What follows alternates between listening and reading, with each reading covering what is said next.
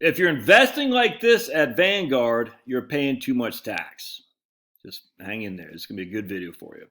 All right, so I just got off the horn with a client today, a couple great people down in Texas, and we went over their tax, and we're doing our annual review, and he had a good question for me. He goes, man, is there any way I can reduce taxable income? And so we looked at the portfolio, we said, aha, there is, which is a great segue because I posted this on my community tab earlier this morning about the activity in my Schwab account.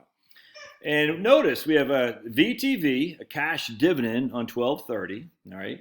Then we got long-term capital gain on VDIGX on 12/29.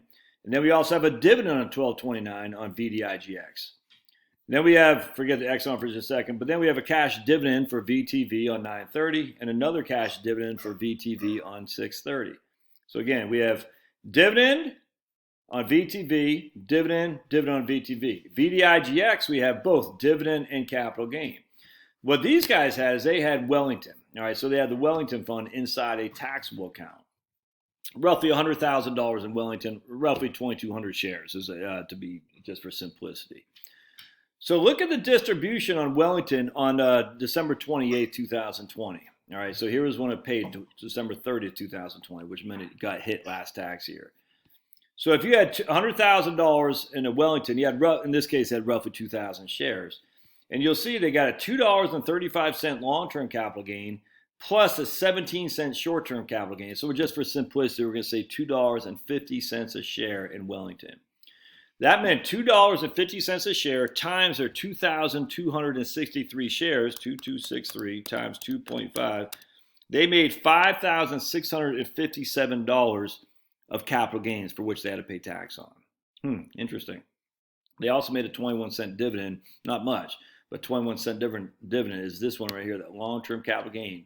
So they have $5,657 for which they have to pay income tax on. Well, it's taxable. It's taxes qualified dividends, most likely, except a qualified long-term capital gain.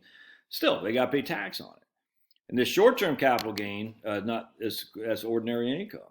And they had that while they were both working and making pretty good money. So that's not a good taxable event for them because it immediately puts them into the 15% for a long-term capital gain, if not more. I can't remember what their income was. But anyway, so the reason I point that out is if you look at my VTV, now I have VDIGX. I don't have Wellington because I don't have any bonds. But if you look at VTV, it pays cash dividend, cash dividend, VTV, VTV, VTV. Notice there's nothing else. Yet VDIGX had a long-term capital gain, as did Wellington Fund. Interesting. So hold on a second. Somebody is eating. Would you? I keep calling my old dog Emma. Finny. Oh boy. So let's go to VTV, and I'm just going to show you what. Go VTV. Let's see if that takes it. Yeah, right there. Finnegan, come here, brother. Oh, Finny. And we're going to go to distributions. There he is. All right, good boy. What are we missing? We are missing capital gain. They're only distributing dividends. Isn't that interesting? They're only distributing dividends. Pretty cool. Pretty sneaky, sis. You sunk my battleship. So the point being is, when you look at my stuff, you'll note, now this is all in the IRA, so it doesn't matter to me, but you'll notice that I have VTV, has no dividend cash, no capital gains. It's all dividends. And if they're only paying, if these guys are only paying dividends and no capital gains, that means my taxes are significantly lower than what they would be in the other account, because in terms of Wellington, because I'm only getting a dividend, I'm not getting a capital gain. And so essentially what's happening here is I'm paying on dividends only, but I'm not paying on capital gain because ETFs at Vanguard index funds don't pay capital gains. There's some kind of patent they have. I don't understand it, but it's freaking awesome. If you're not using it, you should.